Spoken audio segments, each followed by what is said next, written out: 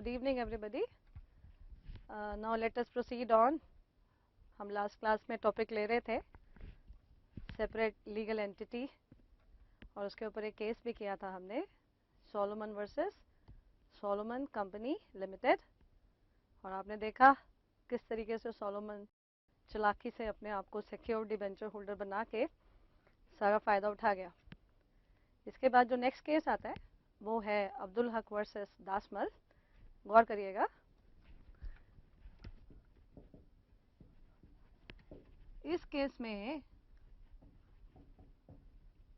I repeat the name, Abdul Haq versus दासमल। इस case में concentrate करके सुनो, समझ आएगा कि हमारा एक एम्प्लॉई है, उसने केस करा। एक तरफ एम्प्लॉई खड़ा है, एक तरफ कंपनी के डायरेक्टर हैं। जज साहब ने बोला भाई क्या तकलीफ है, क्या तकलीफ लेकर आए हो? तो कहता है सर मुझे सैलरी नहीं मिलती।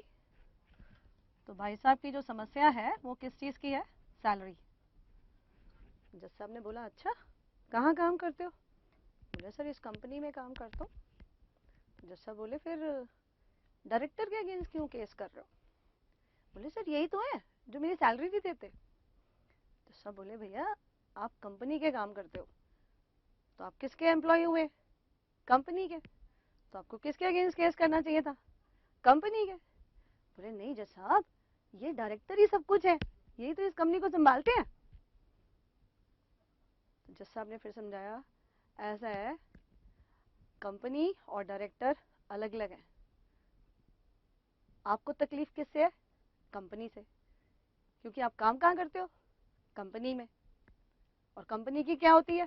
Separate legal entity. जज साहब ने क्या कहा?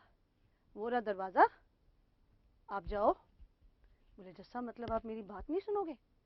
जज साहब बोले अरे नहीं ऐसा नहीं है भाई, कंपनी के अगेंस्ट केस कर, हम यही हैं, वापस आ जा, तेरी सारी प्रॉब्लम सॉल्व कर देंगे। इसका मतलब ये हुआ अंत में जाके क्या एम्प्लॉय को डायरेक्टर से कोई रिलीफ मिला? आंसर आया नहीं। उसको किसके अगेंस्ट केस करना चाहिए था? वो केस करना चाहिए था कंपनी के अगेंस्ट। इसका मतलब ये हुआ कंपनी कंपनी है और डायरेक्टर डायरेक्टर। अगेन इस बात से प्रूव होता है कि कंपनी की सेपरेट लीगल बॉडी होती है। ऐसे यहाँ पे एक और केस आता है बेटा लोग, एंड केस का नाम है मकौरा। अजीब सा वर्ड है नहीं? क्या शब्द है? मकौरा। स्पेलिंग मिस्टेक नहीं करना है, ध्यान से स्पेलिंग को गौर करिए। किताब आपके सामने भी है, फिलहाल बोर्ड पे देखिए, ध्यान दीजिएगा।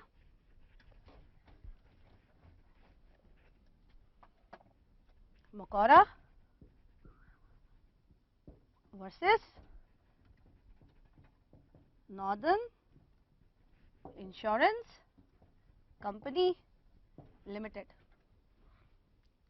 मैं नाम रिपीट करती हूँ, केस का नाम है Macaura versus Northern Insurance Company Limited. इस केस में जो कंपनी का एक शेयर होल्डर है उसके पास ना कंपनी के सब्सटैंशियल शेयर्स हैं। अब कंपनी का टिम्बर का काम है। आई रिपीट, जो एक शेयर होल्डर है उसके पास कंपनी के सब्सटैंशियल शेयर्स हैं। मतलब वो हो गया जी आपका सब्सटैंशियल शेयर होल्डर, ज़्यादा शेयर होंगे थोड़े से उसके पास। और अब उसने कंपनी का जो टिम्बर है उसकी कराई भाई साहब ने इंश्योरेंस। और वो इंश्योरेंस कराई उन्होंने किसके नाम पे? गेस कर। हाँ, उसने इंश्योरेंस कराई अपने नाम पर, जबकि इंश्योरेंस किसके नाम पर होनी चाहिए थी? कंपनी के नाम पर, क्योंकि कंपनी की क्या होती है? Separate legal body. लेकिन यही गलती हो गई, शेयर होल्डर ने किसके नाम से पॉलिसी ली? अपने नाम से। अब क्या हुआ? कल को टिम्बर का लॉस हुआ, लॉस बाय फायर। क्या इंश्योरेंस क्लेम लॉज हुआ? हाँ जी, इंश्योरेंस क्लेम लॉज भी हुआ। क्या इंश्योरेंस क्लेम एडमिट हुआ? ना जी, इंश्योरेंस क्लेम तो मिला ही नहीं। इंश्योरेंस कंपनी ने क्या जवाब दिया? I repeat the whole case. Case का नाम है Macaura versus Northern Insurance Company Limited. Timber किसका है? कंपनी का. शेयर होल्डर क्या है? Substantial shareholder. भाई साहब ने क्या किया? कंपनी के टिम्बर को अपने नाम पे इंश्योर करा रहे हैं. स्मार्ट समझते थे अपने आप को. अब हुआ क्या? जब कल को टिम्बर राख हो गया, इंश्योरेंस क्लेम लॉन्च किया गया, इंश्योरेंस क्लेम मिला नहीं.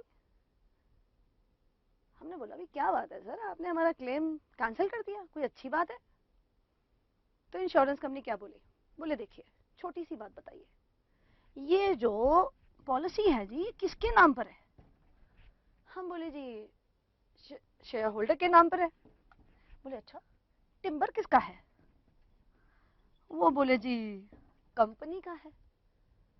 तो कंपनी को लॉस कैसे हो सकता है? और कंपनी को अगर लॉस हुआ है तो हमें क्या करना है? क्योंकि पॉलिसी किसके नाम पर है? शेयर होल्डर के नाम पर, जिसका टिम्बर लॉस हुआ नहीं है. कॉन्सेंट्रेट करके फिर से सुनना आप.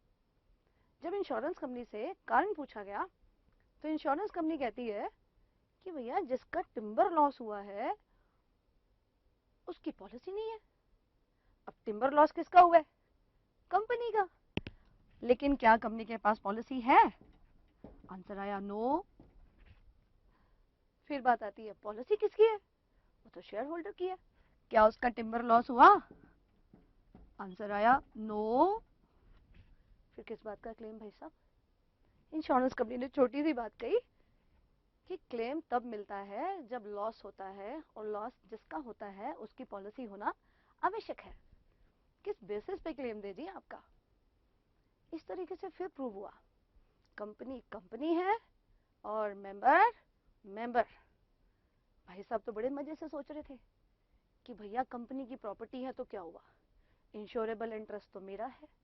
क्या उनका इंश्योरेबल इंटरेस्ट इस टिम्बर में निकला जो कंपनी की प्रॉपर्टी है?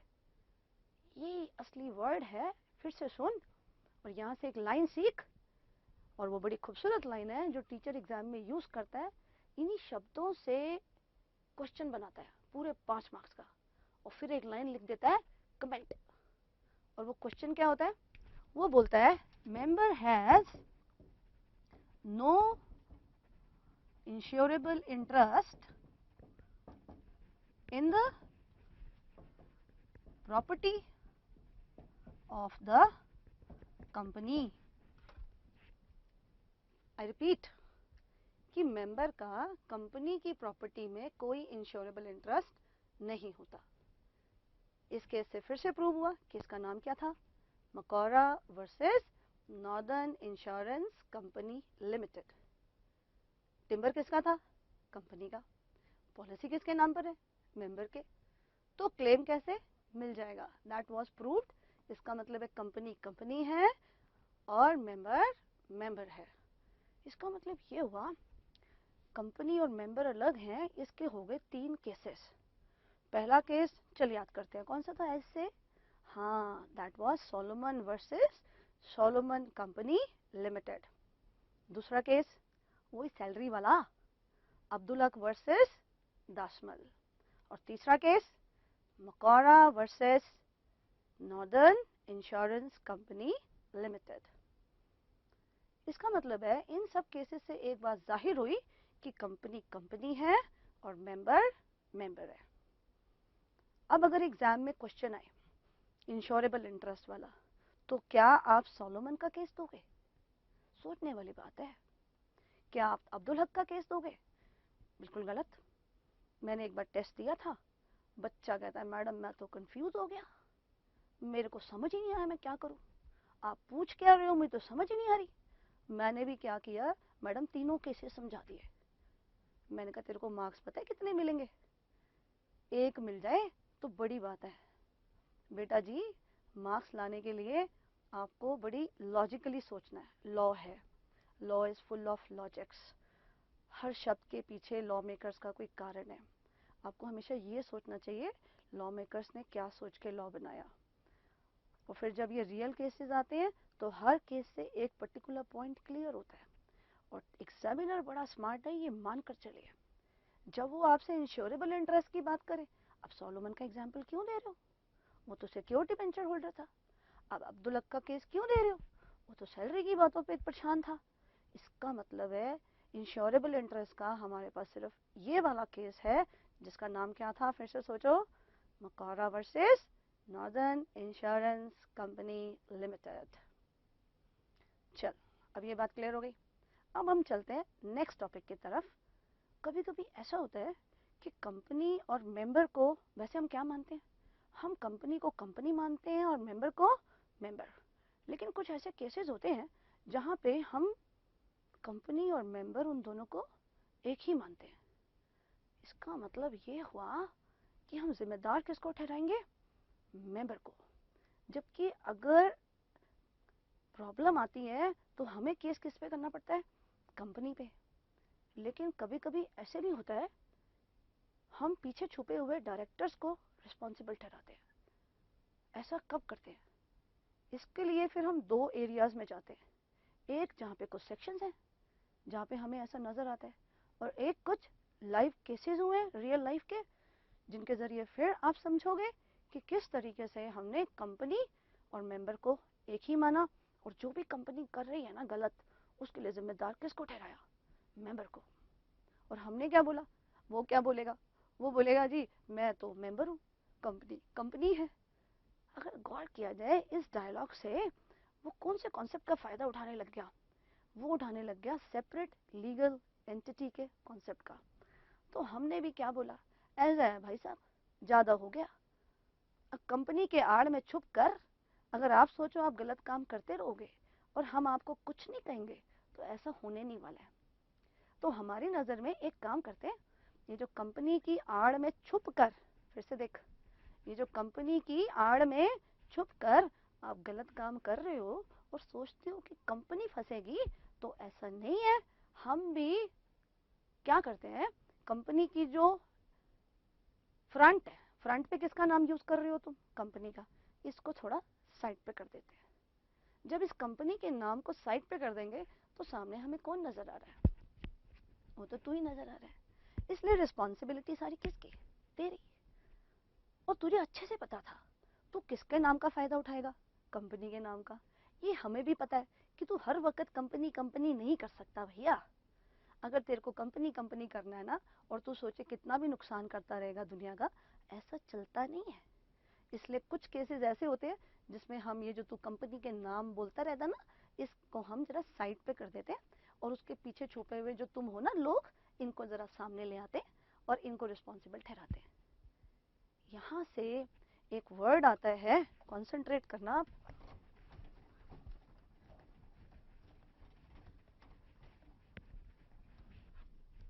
और वो वर्ड आता है लिफ्टिंग द वेल। सुन कैसे पढ़ते हैं इसको, वेल। बाकी इसकी सही प्रोनाउंसिएशन होती है वेल, ई की साउंड आती है, लेकिन हम इसको सुविधा के लिए क्या बोलेंगे, वेल। व्हील बिल्कुल नहीं बोलेंगे। इसलिए ये हो गया lifting the well of corporate personality.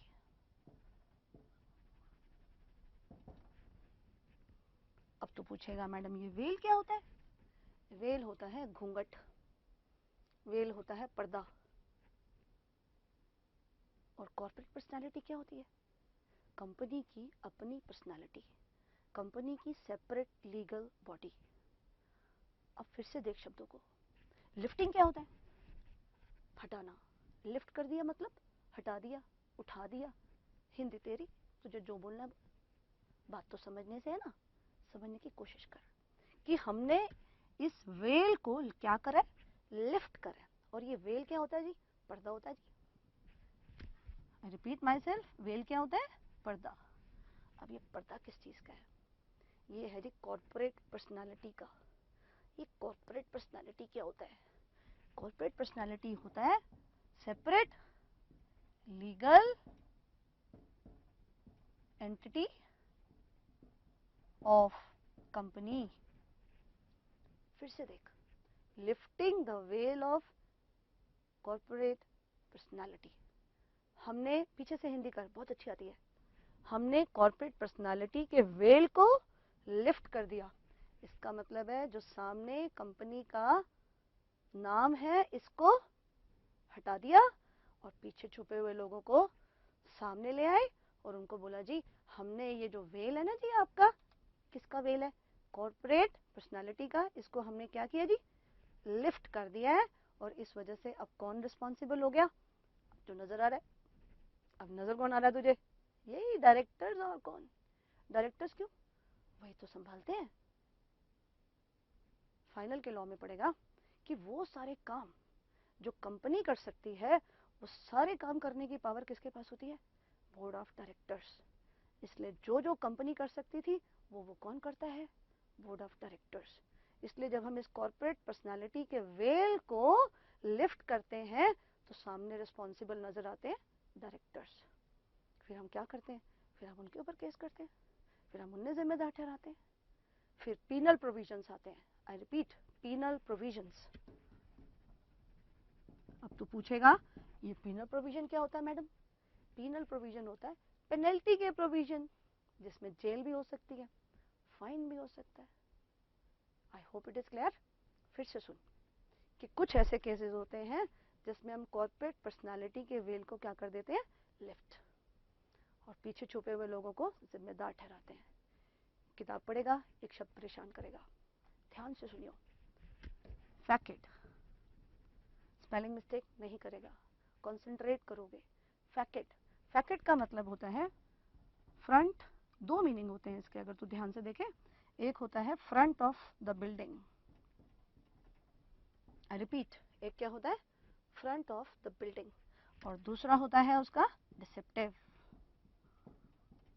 Deceptive क्या होता है? जिससे धोखा हो, जिससे धोखा हो वो तेरा हो गया डिसेप्टिव। ध्यान से देखा जाए, फ्रंट ऑफ अ बिल्डिंग क्या होता है? बिल्डिंग का सामने वाला हिस्सा जी। एक बार हम अपने दोस्त के यहाँ गए, सुना था बड़ा बड़ा करोड़पति है। आज से 20 साल पुरानी बात होगी। तो मैंने कभी इसके घर से बाहर को देखे तो नहीं लगता कि ये भैया करोड़पति है। घर के अंदर गए तो पता चला हाँ जी करोड़पति क्या जी, ये तो अरबपति भी हो सकता है। इसका मतलब ये हुआ जो उसके घर का फैकेट था उससे हमें जरा भी अंदाजा नहीं लग रहा था कि अंदर कैसा होगा। इसलिए जो फैकेट होता है वो हमेशा धोखा देता है। आई रिपीट, जो फैकेट होता है वो हमेशा धोखा देता है। और यहाँ पे हम कौन से फैकेट की बात कर रहे हैं? यहाँ पे हम बात कर रहे हैं लीगल फैकेट। फिर से देख शब्द, कौन से शब्द की बात कर रहे हैं? Legal facet. लीगल फैकेट का मतलब है जो लॉ ने तेरे को एक सामने दिखाने के लिए कंपनी का नाम दे दिया, और इस लीगल फैकेट के पीछे छुपकर तो जो मन में आ रहा है करता जा रहा है। लेकिन लॉ मेकर्स ने बड़े सारे सेक्शंस बना रखे हैं जिसमें हम ये देखते हैं कि इस लीगल फैकेट को लिफ्ट कर दिया गया और उसके पीछे छुपे हुए लोगों को हमने सामने लाया और फिर उनके ऊपर केस करके उनको जिम्मेदार ठहराया।